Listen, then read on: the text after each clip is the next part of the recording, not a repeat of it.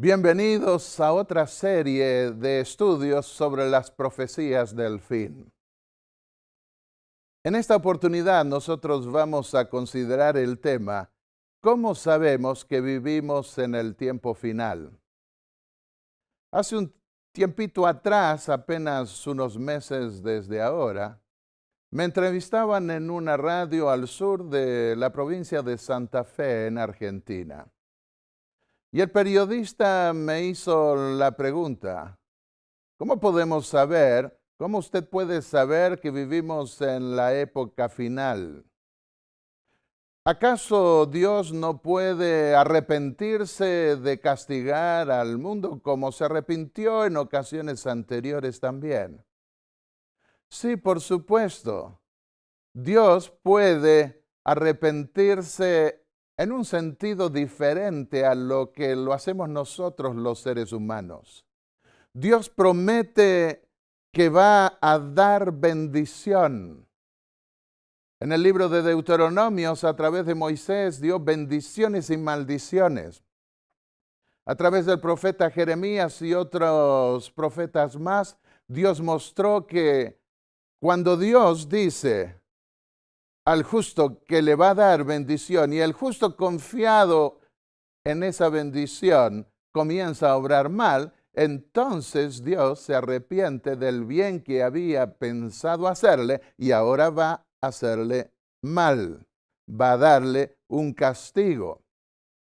Pero si ahora bajo el castigo los hombres se arrepienten, piden perdón a Dios y se pasan del lado de la bendición, entonces Dios se arrepiente del mal que había pensado hacerles.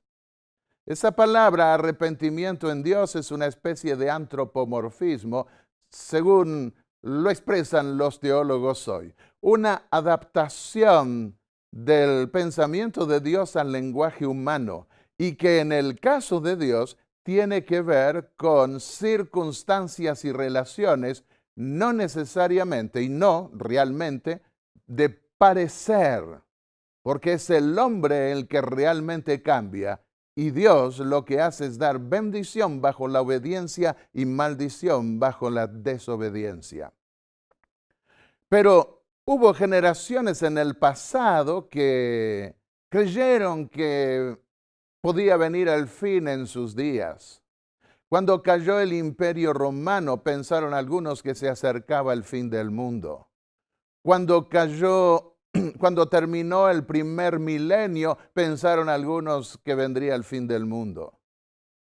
Cuando se dio la Revolución Francesa, que trastornó todo el orden establecido por más de un milenio de unión de iglesia y gobierno, también hubo una efervescencia espiritual que llevó a la gente a creer que había llegado el tiempo del fin. Y de eso quiero hablarles hoy. Hay muchas señales en la Biblia que hablan del fin del mundo. A menudo lo que pasaba en el microcosmos del mundo antiguo, en una ciudad, en un pueblo, iba a servir de ilustración a Dios para representar el macrocosmos del fin del mundo. Cuando las mismas condiciones se diesen en toda la tierra, entonces sabríamos que habría llegado el fin. En Daniel 12, el versículo 4, da una de las señales que habría en el fin, acerca del fin del mundo. La ciencia iría en aumento. Protágoras, un antiguo filósofo griego, llegó a creer en la antigüedad que el hombre era la medida de todas las cosas. Y quiero traer a colación estos pensamientos para mostrar cuán lenta avanzó la ciencia, por así decirlo, a lo largo de los siglos. En el siglo XV, Cristóbal Colón descubrió un nuevo continente. Parecía que comenzaba una nueva época, muy prometedora para los conquistadores que venían de Europa a tomar posesión de tierras, riquezas, oro, metales preciosos que nunca se habían cultivado. Luego, en el siglo XVI, se dio la primera expedición que dio vuelta al mundo. Magallanes logró que su expedición diera vuelta al mundo, aunque él murió antes de llegar. Sin embargo, por primera vez, seres humanos habían logrado dar vuelta al globo mediante el mar. Copérnico también en el siglo XVI declaró y se atrevió a declarar que la Tierra no es el centro del universo y que los planetas giran en torno al Sol. Así que ahora entraba una nueva manera de mirar este mundo. La Tierra ya no es más el centro del universo. Somos más pequeños de los que nos creíamos. El universo era mucho más grande. Galileo Galilei en el siglo XVII se atrevió a decir que la Tierra se mueve. Hasta ese entonces muchos creían que la Tierra estaba firme, estable y que todos los astros giraban alrededor de la Tierra. Y casi le costó la vida a Galileo Galilei porque la Inquisición, el santo oficio de la Inquisición que quería controlar todo, hasta el pensamiento, casi lo quemó y lo obligó a retractarse, y entonces él dijo, para evitar la hoguera, sí, que no se mueve, pero salió afuera y dijo, pero se mueve. ¿Qué decía ya la Biblia? En Job, el capítulo 26 y el versículo 7, encontramos que dice la palabra de Dios: Dios se extiende el norte. Aquí el norte es una referencia al cielo. En otros lugares se habla de los lados del norte, donde está la morada de Dios en el universo. Y dice, Dios extiende el norte, el cielo o el universo sobre el vacío, suspende la tierra sobre la nada. Acá nosotros vemos que la tierra no está plantada sobre algo firme o sólido. En Isaías 40:22 dijo el profeta que Dios establece, Hayoseb en hebreo, sobre el círculo, Hu, o bóveda de la tierra. Así como los antiguos podían ver la luna, que era redonda, así también podían ver la tierra, la bóveda de la tierra sobre la cual ellos se encontraban. A veces la Biblia habla de bases o columnas de la tierra en forma figurativa para mostrar que Dios la guardará firme, segura, o que la sacudirá en el fin del mundo al destruir a sus habitantes. En esta lámina ustedes podrán ver varios pasajes. Pero también habla la Biblia, siempre figurativamente, de las columnas de los cielos, en una referencia tal vez a las montañas. De manera que poéticamente, literariamente, se usan ciertas figuras para hablar de la firmeza y la solidez con que Dios hizo la tierra. Vayamos a Descartes, uno de los primeros filósofos modernos, podríamos decir, pero todavía en la Edad Media, en el siglo XVII. Él quiso llegar a descubrir algo seguro, no subjetivo como llamamos hoy. Y él inició una polémica filosófica que vendría después entre lo subjetivo y lo objetivo. Él dijo, hay algo de lo cual yo no puedo dudar. Pienso, dijo, luego existo, porque si no, no pensaría. Y a través de ese principio quiso ir yendo más allá para llegar a tener conocimientos sólidos, estables. Y se lo considera en muchos círculos como iniciador del método científico. Claro que vinieron después los existencialistas y cambiaron el orden y dijeron, como Merleau-Ponty a comienzos del siglo XX o en la mitad del siglo XX, que dijo, existo, luego pienso. Luego pienso si quiero. por siglos. No había avanzado la ciencia. El avance espectacular que se dio a partir del siglo XVIII no tiene parangón en la historia de la humanidad. Los hombres avanzaron en el conocimiento de las profecías de una manera notable, especialmente en el estudio y comprensión de las profecías relacionadas con el tiempo del fin. Daniel 12:4 dice, correrán, se apresurarán dentro del libro buscando las señales relativas al tiempo del fin. Y eso se dio a partir del siglo XVIII más definidamente, cuando empezaron a darse sucesos, hechos que mostraban que todo estaba cambiando y que el fin, indicado en las profecías, estaba a las puertas. La Sociedad Bíblica Extranjera y Británica, que se fundó en 1844, comenzó a distribuir Biblias por todo el mundo. En 1816 se creó la American Bible Society. Y hoy la Biblia es el libro más estudiado en el mundo. La ciencia iba a aumentar por un lado, no solo en el terreno científico. Por años, por siglos, por milenios los hombres se movieron en carretas.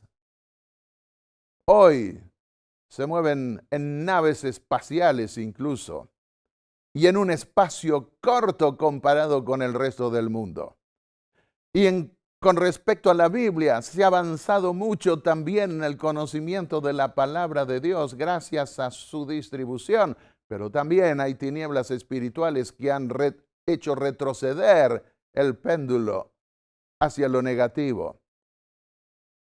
El profeta Daniel recibió vislumbres antiguas del mundo que faltaba recorrer. Y él anunció los grandes imperios que se iban a dar en la forma de una estatua cuyos metales iban a ir sucediéndose. Y esos grandes imperios anunciados ya se fueron. Estamos en la parte final. Por eso sabemos que nosotros vivimos en el tiempo final y hemos considerado también en series anteriores, en mensajes anteriores, hasta fechas proféticas que nos muestran cuándo comenzaría lo que el profeta Daniel denominó tiempo del fin. El mundo no esperaría el fin. Los sueños humanos de progreso constante y de largos alcances haría olvidar las advertencias de Dios. Cayeron las 2 torres gemelas, pero ahora han hecho como 4 torres más que están por culminar. Los hombres quieren seguir proyectándose indefinidamente hacia el futuro. La idea de progreso continuo e inevitable llevó a creer que nosotros evolucionamos de formas menores y se siguen levantando teorías y teorías para descartar a Dios de una creación madura, como nos dice el Génesis. Y si desde la perspectiva de la evolución de ese progreso continuo e inevitable del que se habla, si desde esa perspectiva venimos de formas menores que fueron evolucionando, entonces muchos sueñan en que seguiremos evolucionando y llegando a alturas y a desarrollos insospechables todavía, pero el mundo, según Dios, no iba a seguir desarrollándose. Esto veremos en unos momentos más. En el Cañón del Colorado uno puede ver marcas en las altas montañas, donde una vez estuvo el agua. Pero al negar una catástrofe que rompe la idea de un monótono devenir de formas inferiores de millones de años que fue pasando, entonces muchos quieren descartar el diluvio y al negar el diluvio deben suponer que todo transcurrió normalmente. De allí que para que tales montañas se formasen, los científicos deben suponer millones de años. Y cuanto más generosos son en dar millones de años, piensan que puede hacer más creíble sus teorías y más famoso el lugar en donde ellos viven. Reconocen los científicos que una vez hubo agua sobre estas montañas y creen que las montañas subieron y las aguas que hoy están lejos y más abajo bajaron. Si creemos en un diluvio universal, la formación de estas montañas puede haber llevado tan solo días, meses, unos pocos años, en las convulsiones que sin duda siguieron a ese diluvio, a esa convulsión imponente de la naturaleza. En las grandes cavernas se ven formación de estalactitas y estalagmitas. Y calculan a esas estalactitas y estalagmitas en millones de años también. Tiene que ver con formas de metal que por la temperatura se van derritiendo un poco y van teniendo sus formas preciosas con luces que los turistas suelen llevar en sus fotos, en sus recuerdos. Y al caer, esas gotas se van formando por el otro lado las estalactitas. De tal manera que piensan que para que esas formaciones tan bellas que hay en muchas cavernas tienen que haber pasado millones de años. Pero un cambio de temperatura puede producirlas en poco tiempo. ¿Cómo saben ellos que no hubo una alteración en el pasado? Pretenden que todo siguió normalmente. La creencia postmilenialista. Muchos creen que habrá 1000 años de paz y prosperidad, luego de lo cual vendrá el Señor. Dentro del cristianismo, al considerar el milenio del cual habla el Apocalipsis, en la última parte del Apocalipsis, en el capítulo 20, para ser más definidos, creen que antes que venga el Señor habrá 1000 años de paz. Por eso muchas iglesias hoy están buscando unirse para establecer la paz, lograr la paz del mundo. El Papa Juan Pablo II quería ver si podía unir todas las iglesias para regalarle en el año 2000 a Cristo un mundo mejor.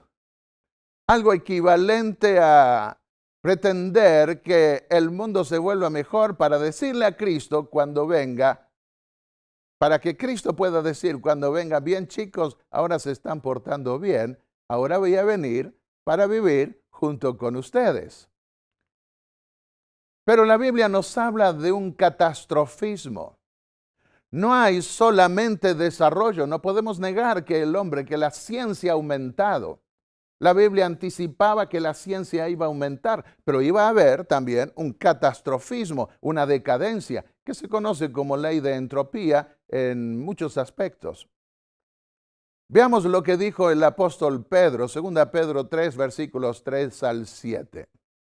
Se convertiría todo el mundo al final para que juntos en una canción de amor puedan esperar al Señor diciendo, ves Señor, acá nos estamos portando bien, ahora puedes venir por nosotros. No. En los últimos días, dijo el apóstol Pedro en el capítulo 3 de su segunda epístola, vendrán burladores como en los días del diluvio, que sarcásticos andarán según sus bajos deseos y dirán, ¿dónde está la promesa de su venida? Desde que los padres durmieron, todas las cosas siguen como desde el principio de la creación, desde el principio del mundo. Y eso es lo que desde hace ya más de 2 siglos viene enseñándose en muchos centros científicos que venimos de un largo y monótono devenir. Pero ellos intencionalmente ignoran, sigue diciendo el apóstol Pedro anticipadamente, hablando de los últimos tiempos, Ignoran que en el tiempo antiguo los cielos fueron hechos por la palabra de Dios. Dios mandó y existió. Dios habló y hubo vida. Y hasta nos encontramos como con el máximo líder de una religión burlándose hoy del Génesis al decir que Dios no vino con una varita mágica para crear. Ellos intencionalmente ignoran, dijo Pedro, que el tiempo antiguo los cielos fueron hechos por la palabra de Dios. Dios mandó y existió, dice la Biblia. Y la tierra surgió del agua y fue establecida entre aguas. Por eso el mundo de entonces, sigue diciendo el apóstol Pedro, pereció anegado en agua. Hubo una catástrofe universal pasada. Todo el petróleo que se está extrayendo, esa formación ósea que está en las profundidades, proviene de una vegetación que una vez existió pero que fue sepultada. Proviene de una época, de acuerdo a la Biblia, en donde el mundo existió pero que fue destruido por Dios por una convulsión universal de la naturaleza a la cual la Biblia llamó diluvio. Esa fue una catástrofe universal pasada. Pero Dios, después del diluvio, hizo que, por leyes físicas que Él domina y Él se maneja dentro de las leyes físicas que Él mismo creó, que existiese el arco iris después que lloviera, para que los hombres recordasen que Dios no iba a destruir el mundo otra vez por el diluvio, por aguas. Para que los hombres recordaran que este mundo no iba a quedar anegado en agua otra vez. Sin embargo, iba a ser destruido en una catástrofe futura, ahora por fuego. Y los cielos y la tierra de ahora son conservados por la misma palabra. Guardados, sigue diciendo el apóstol Pedro, para el fuego del día del juicio y de destrucción de los hombres impíos. Catástrofe futura. De manera que el mundo no se va a convertir. No nos engañemos, no habrá paz en la tierra.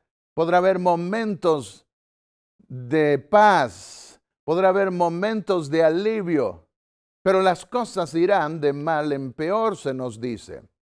Concluye el apóstol Pedro esa descripción del futuro que no es tan positiva como muchos cristianos están queriendo presentarla hoy, que siendo que todo será destruido, ¿qué clase de personas debéis ser en santa y piadosa conducta esperando y acelerando la venida de Dios? ¿Qué va a pasar con este mundo? ¿Con todo lo que hay en este mundo? El santo apóstol Pedro lo dijo, será destruido. Todo será destruido. En ese día los cielos serán encendidos, agregó, y deshechos. Pienso que se refiere a los cielos atmosféricos que hoy están contaminados hasta la capa de ozono. Y los elementos, sigue diciendo, se fundirán abrasados por el fuego. Así que hay una catástrofe futura que nos muestra que este mundo no seguirá evolucionando presuntamente eternamente.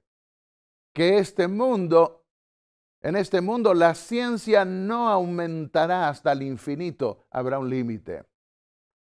La prueba mayor del tiempo del fin que encuentro, además de tantas señales que dieron Jesús, los apóstoles y los profetas en la antigüedad, además de las fechas proféticas que nos llevan al final del siglo XVIII para determinar el comienzo del tiempo del fin, está la decadencia mundial, la universalidad de las señales. Veamos, la globalización del engaño. Siempre hubo engaño en este mundo. Pero cuando el engaño pasase a ser global, sistematizado, Apocalipsis 16, 13 y 14, sabríamos que habría llegado el fin. A los gobernantes de todo el mundo se saldría para engañarlos, dice el Apocalipsis. La globalización de un culto falso, Apocalipsis 13, versículos 3 y 4. El mundo entero, globalización, universalidad de las señales. El mundo entero, fascinado, iba tras una falsa adoración. La globalización político-religiosa hacía que la tierra y sus habitantes adoraran al anticristo. La tierra y sus habitantes volcasen, distrayesen su atención, su admiración, su glorificación a una criatura impostora. Apocalipsis 13, 12. La globalización de la economía, Apocalipsis 13, versículos 16 y 17. Dice, logró que todos, grandes y pequeños, ricos y pobres, libres y esclavos, no pudiesen comprar ni vender a menos que. Aquí no vamos a hablar del cumplimiento con nombre y apellido. Lo hemos hecho en otros temas. Sino estamos destacando el principio de señales que se cumplen a nivel global, de medidas económicas que alcanzarían al mundo entero. Todos estos puntos los vamos a ir desarrollando en esta serie, no solo con hechos actuales, sino también confirmándolos con la palabra de Dios. La globalización militar, Apocalipsis 19, 19. Juan vio al anticristo y a los gobernantes de la tierra con sus ejércitos reunidos para hacer guerra contra el Señor. ¿Cómo estarían los gobernantes de la tierra con sus ejércitos? Lograrían una unión global, podemos decir hoy. Estamos viviendo en esa época. ¿Y qué harían? Yo creo que no tendrían tal vez esa intención, pero serían engañados y por eso estarían reunidos para hacer guerra en esencia contra el Señor y reaccionarían, se darían cuenta de su error ya demasiado tarde porque se dejaron engañar. En Mateo 24, los versículos 6 al 8, habla de guerras y rumores de guerras.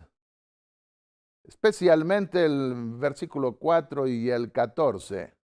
Esas guerras, siempre hubo guerras, por supuesto, pero ahora se darían en un contexto mundial. Y ya hubo 2 guerras mundiales. Y hoy las luchas de la Guerra Fría, como la están llamando hasta ahora, nunca saben cuándo podrá calentarse demasiado. Pero sigue al fin y al cabo, siguen dándose guerras aquí y allí por toda la tierra en un nivel mundial, con filosofías, con corrientes religiosas, filosóficas, económicas, políticas, militares de distinta naturaleza, siempre en una ambición del poder. Se sigue extendiendo a nivel de toda la tierra.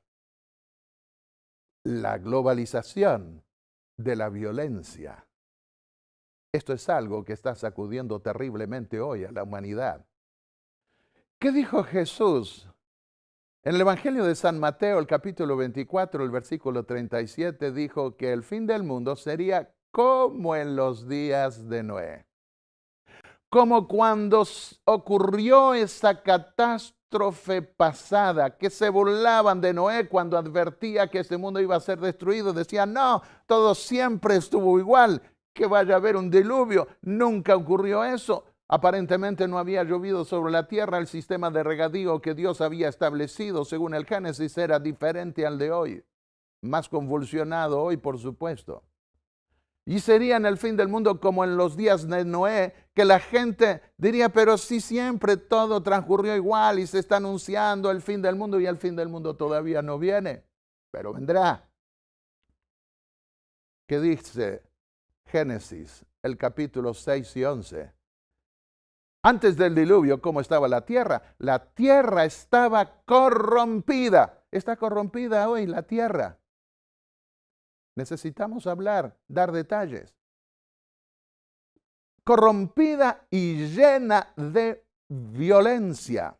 Uno de los temas que daremos en esta serie será la globalización del terror.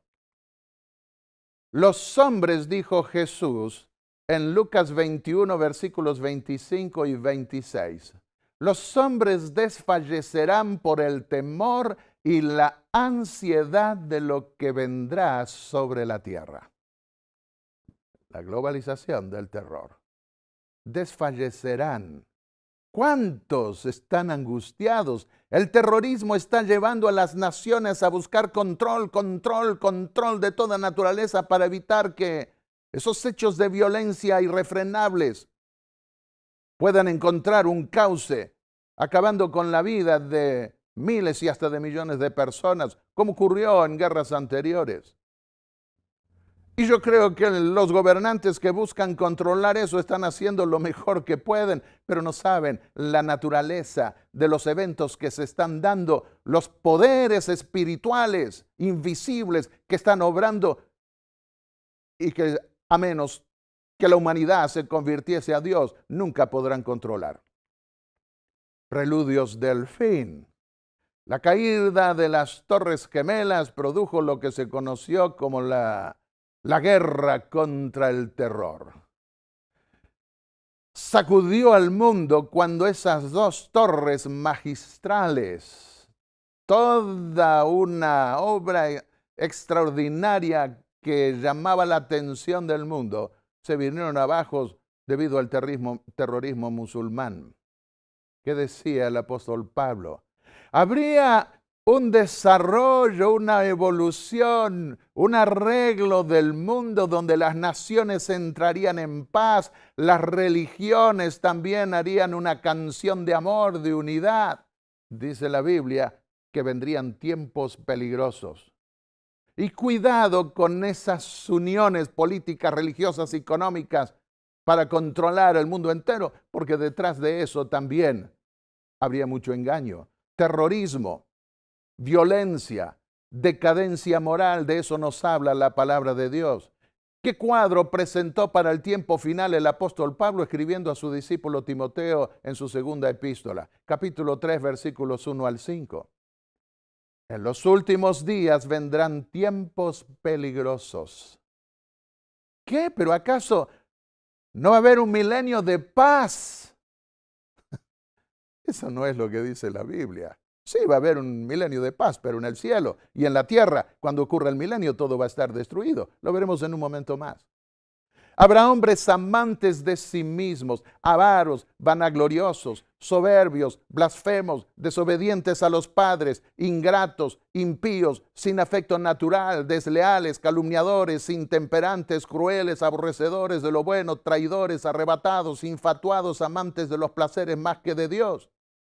Tendrán apariencia de piedad, pero negarán su eficacia. Habría mucha hipocresía aún en asuntos religiosos. Este es un panorama bello, prometedor para este mundo. La Biblia es clara, Dios no miente y describe lo que está pasando hoy.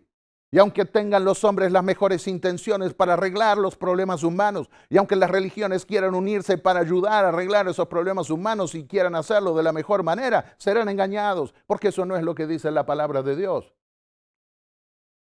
La globalización de la corrupción. Todas las naciones han bebido el excitante vino de su adulterio. Se está refiriendo a Babilonia, se está refiriendo al aspecto religioso. Dentro de la religión, la corrupción penetraría a grados jamás insospechados. Los reyes o gobernantes de la tierra han fornicado con ella y los mercaderes de la tierra se han enriquecido con su excesiva lujuria. La comercialización de la religión y de los proyectos y de las ambiciones de las religiones. Todo esto lo veremos con más detalle y con hechos actuales que están sacudiendo aún los medios de difusión. ¿Qué dijo de nuevo el apóstol Pablo a su discípulo Timoteo en su primera carta? Capítulo 4, versículos 1 y 2. El Espíritu dice claramente que en el último tiempo algunos se apartarán de la fe escuchando a espíritus engañadores y a doctrinas de demonios.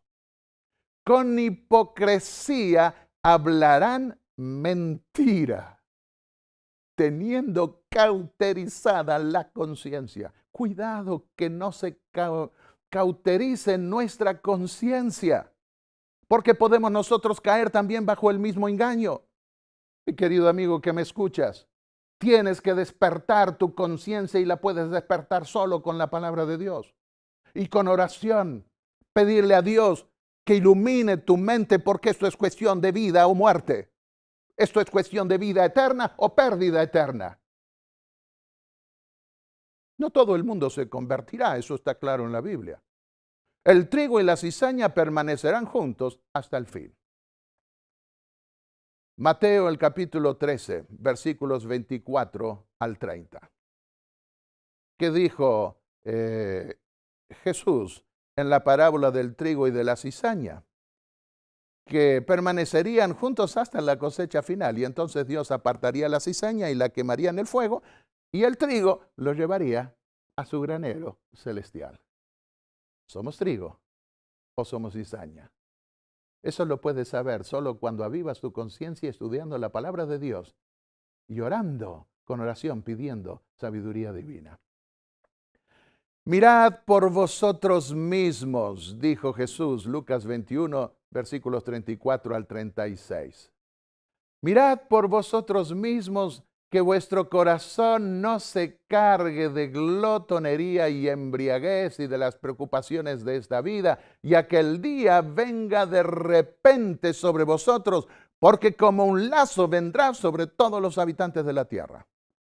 Vendrá inesperadamente cuando los hombres no lo esperan, a pesar que Dios dio señales, tantas señales, y a pesar que Dios lo anunciaría con claridad.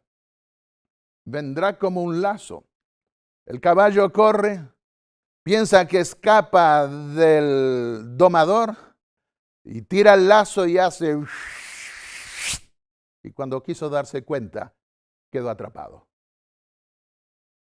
Como un lazo vendrá sobre todos los habitantes de la tierra. Destrucción repentina, cuando nadie la esperaría. Cuidado, que no seamos sorprendidos. Por eso advierte el Señor, velad. Mantengámonos despiertos, despertemos nuestra conciencia. Velad pues en todo tiempo, orando que podáis escapar de todas estas cosas que han de venir y estar en pie ante el Hijo del Hombre. En el capítulo 2 del libro de Daniel nosotros vemos en el versículo 44. En la parte final de la sucesión de todos los imperios. En esa parte final estamos nosotros, porque las piernas representaban de hierro, representaban al Imperio Romano, y los pies a las naciones europeas con los 10 dedos, como los 10 cuernos en otra de sus visiones. Y entonces, en esa época, dice, en los días de estos reyes o gobernantes, el Dios del cielo levantará un reino que nunca jamás será destruido, ni será entregado a otro pueblo. Desmenuzará y consumirá a todos aquellos reinos, y él permanecerá para siempre. Ese día, anhelo que llegue.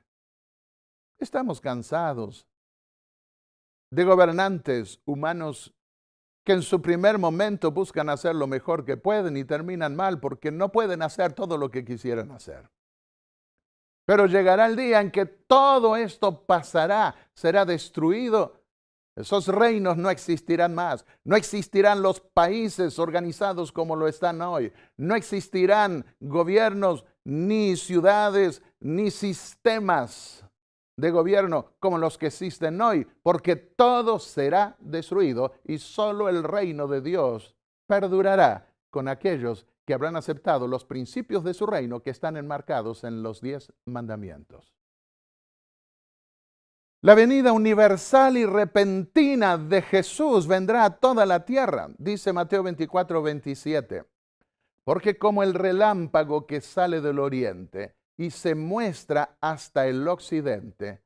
Así será la venida del Hijo del Hombre. Una venida en donde todo ojo lo verá, aun mientras la tierra siga girando. Vendrá desde el Orión, vendrá desde muy alto, y a medida que se va acercando, todo ojo podrá contemplarlo. Todo ojo lo verá, dice Apocalipsis 1:7.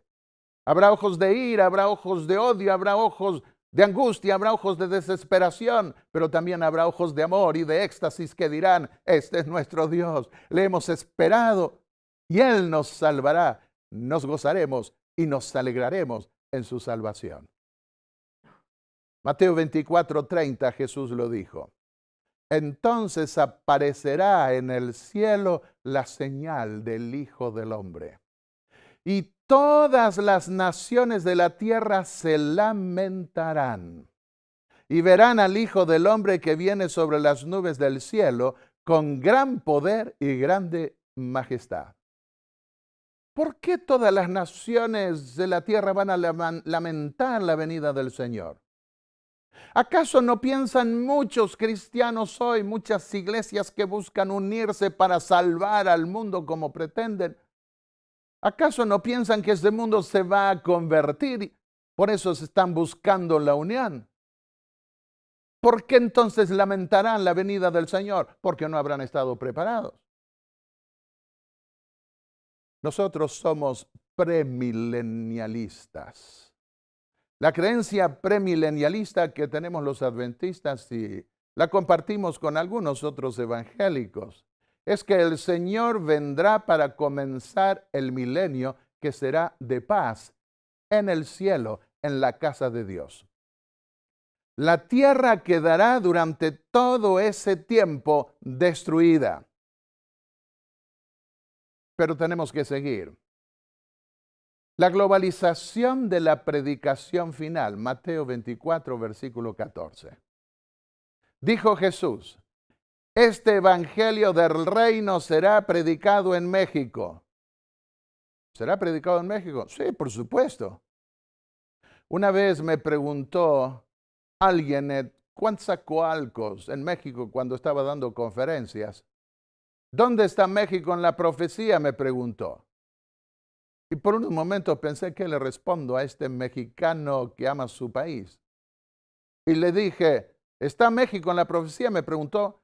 Y entonces le dije, sí, está en la profecía. Dice el Apocalipsis que la tierra entera se llenará de la gloria del último mensaje que deberá ser dado al mundo. México está en la tierra, entonces México está en la profecía.